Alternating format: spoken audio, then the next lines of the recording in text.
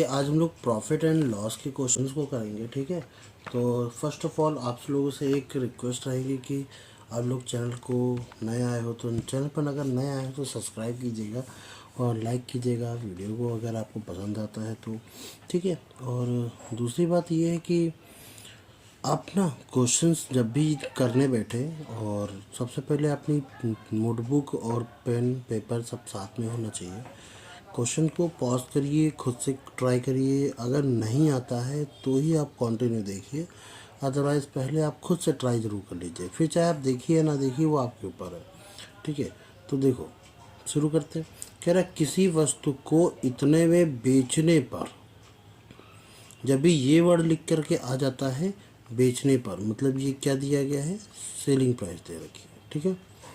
20% का लाभ प्राप्त होता है। लाभ प्राप्त होने का मतलब है प्रॉफिट, यानी कॉस्ट प्राइस पर किसी वस्तु को 20% का लाभ यानी 120/100 करा गया है, तब वो जाके सेलिंग प्राइस बना है। और वो कितना है, 543.6। क्लियर।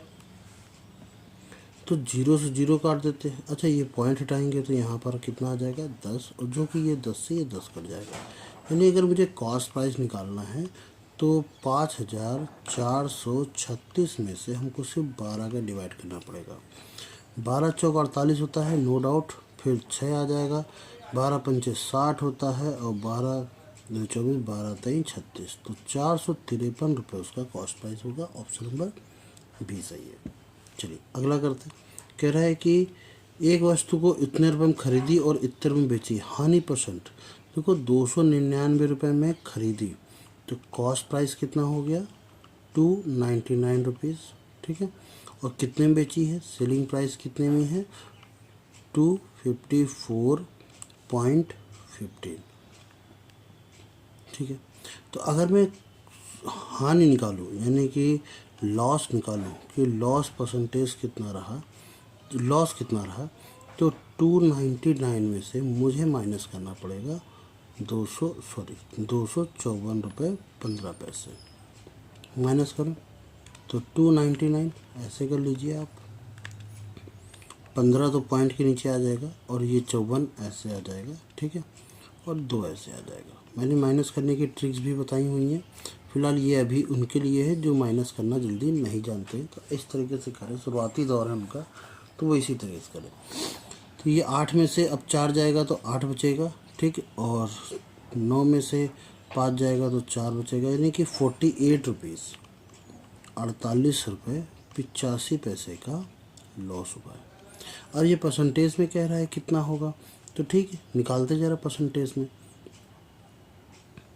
तो 48 रुपये 85 पैसे का कॉस्ट प्राइस कितना हो जाएगा। अगर मुझे लॉस परसेंटेज निकालना है तो कॉस्ट प्राइस नीचे आ जाएगा यानी 299, और इंटू में 100 हो जाएगा। ये 100 इसको कट कर देगा, तो 4885 डिवाइड बाई 299, ठीक है। कितनी बार जाएगा, अब मैं गैस करूँ जरा कि ये 10 बार जा सकता है, नहीं।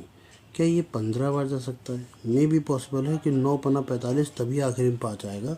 ऑप्शन में 10 20 तो नहीं आ सकता, हो सकता है 15 आ जाए, हो सकता है 25 आ जाए।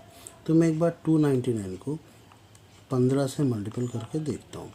तो एक काम करते हैं, 299 नहीं 300 माइनस 1 करेंगे तो 15 ते 45, 4500, और माइनस करेंगे कितना, 15। अब ये बताना है कि क्या ये वैल्यू 48 के आसपास आ सकती है, नहीं ये वैल्यू तो 48 के आसपास तो नहीं आ सकती, ठीक है। तो क्या मैं 25 करूं, 25 इंटू 299, 20 बार जाएगा क्या,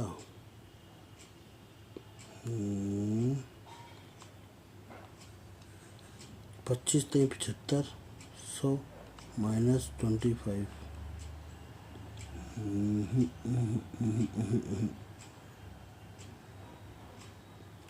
लगभग 20 बार जाएगा। तो लगभग जो मैंने सोचा था ये इतना नहीं है, ठीक है।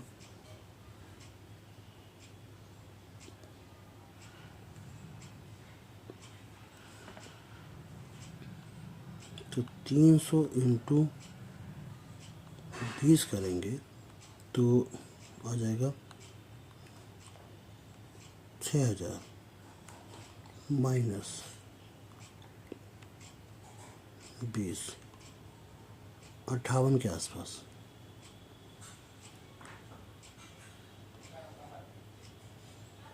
पंद्रह ही आना चाहिए, पता नहीं क्यों मुझे ऐसा लग रहा है कि 15 ही जाना चाहिए। ठीक है, तो 300 माइनस 1 इंटू 15, तो 15 तो 45 डबल ज़ीरो माइनस 15, 20 ज़्यादा जा रहा है। 15-18 के बीच में कुछ गड़बड़ी तो नहीं हुई है, देखिए ज़रा।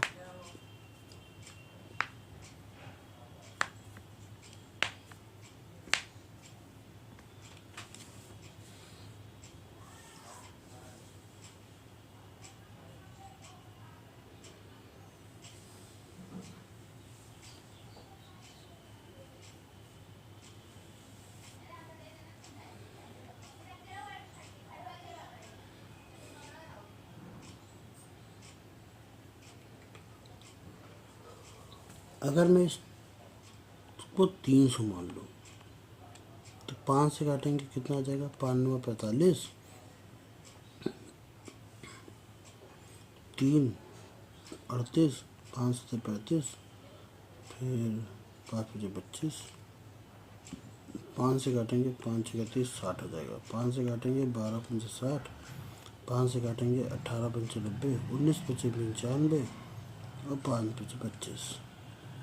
अब 3 से काटेंगे, 3 से 3×4=12, 3×6=18 और 3×5=15, 65/4। तो 65/4 को अगर मैं डिवाइड करूं तो 12×5=60 में 4 बार में डिवाइड जाना चाहिए, यानी 15% के आसपास 15% ही आएगा आंसर। ठीक है, ट्राई करना, बताना इसका आंसर क्या गलत है क्या। अगला करते हैं हम लोग। कह रहा है किसी वस्तु को 487 में खरीदी, 5% पर लाभ पर बेचा, विक्रय मूल्य कितना होगा। तो 487 पर खरीदा गया है, 5% लाभ पर यानी 105/100 कर दिया गया है, और ये कह रहा है विक्रय मूल्य यानी सेलिंग प्राइस कितनी होगी। ठीक है, ये आ जाएगा 21 और ये आ जाएगा 20। ठीक है,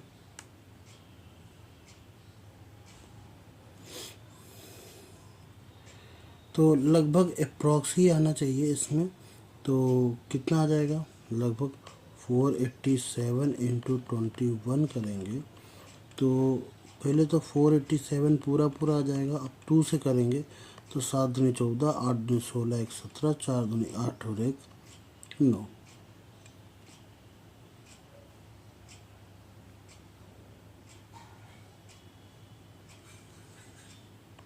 तो 7, 8 4 12, 7 4 11 और 1 12 के 2, ये 10। और पॉइंट लगा देंगे यहाँ से, क्योंकि आपका 20 से डिवाइड है तो 10 से डिवाइड हो जाएगा। अब 2 से करेंगे जब हम, 20 से में 2 10 से डिवाइड कर दिया।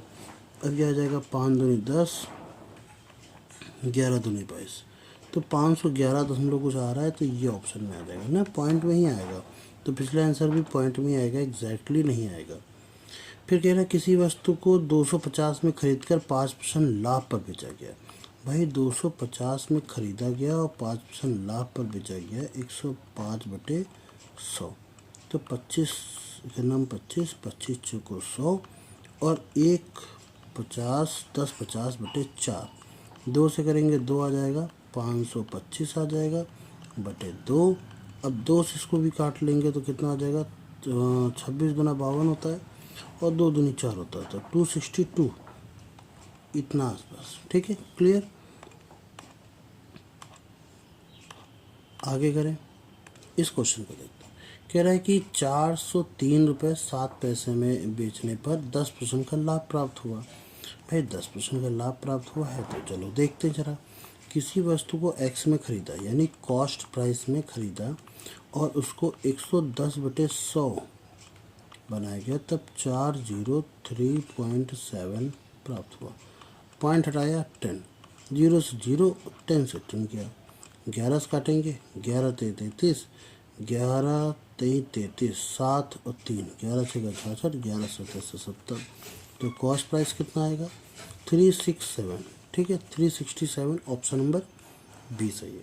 फिर कह रहा है किसी वस्तु को 300 में खरीदने पर 255 में बेच दी गई। 300 में खरीदी गई, ये आपका कॉस्ट प्राइस हो गया, और 255 में बेची गई, ये आपका सेलिंग प्राइस हो गया। कितने का डिफरेंस आया 45 रुपये का डिफरेंस आया, यही इसका लॉस होगा यानी हानि होगी।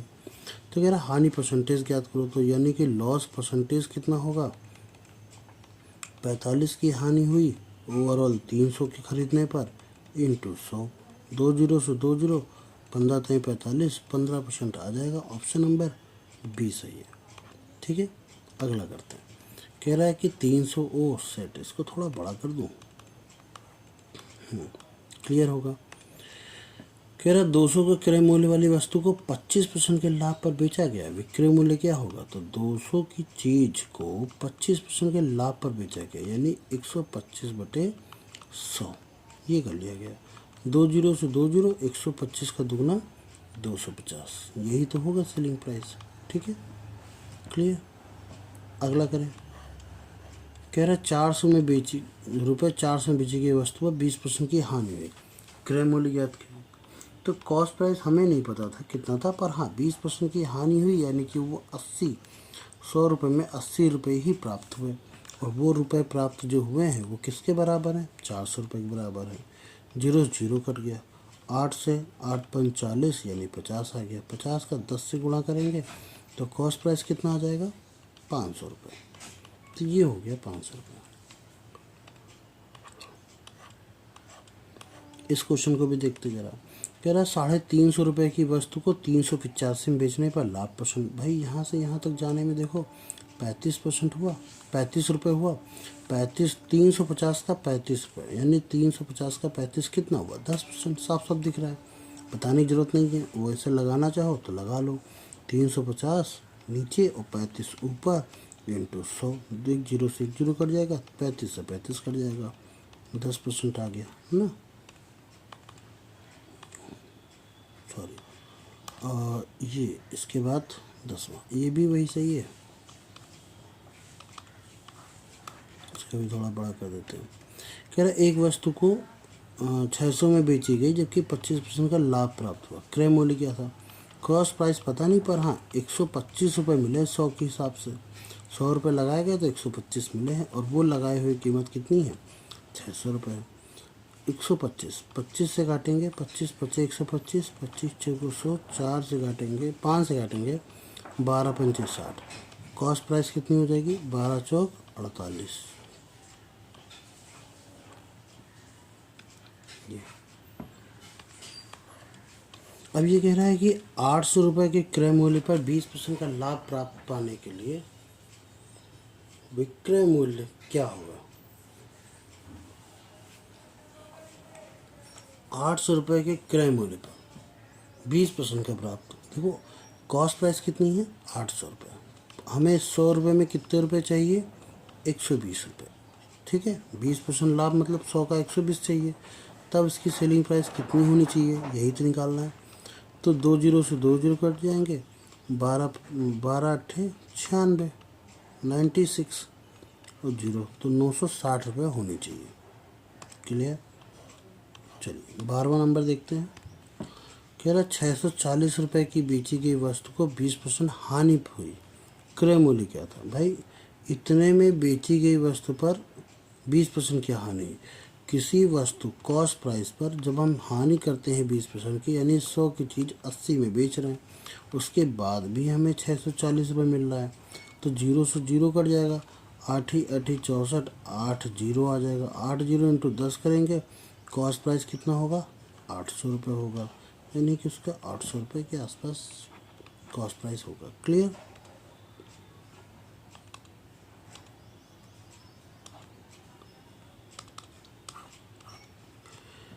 ₹360 में खरीदी गई वस्तु को 10% की हानि पर बेचा गया है, विक्रय मूल्य क्या है। 360 रुपये की वस्तु को 10% की हानि पर बेचा गया। 10% की हानि का मतलब है 100 की चीज़ 90 पर बेची गई। 2 जीरो से 2 जीरो।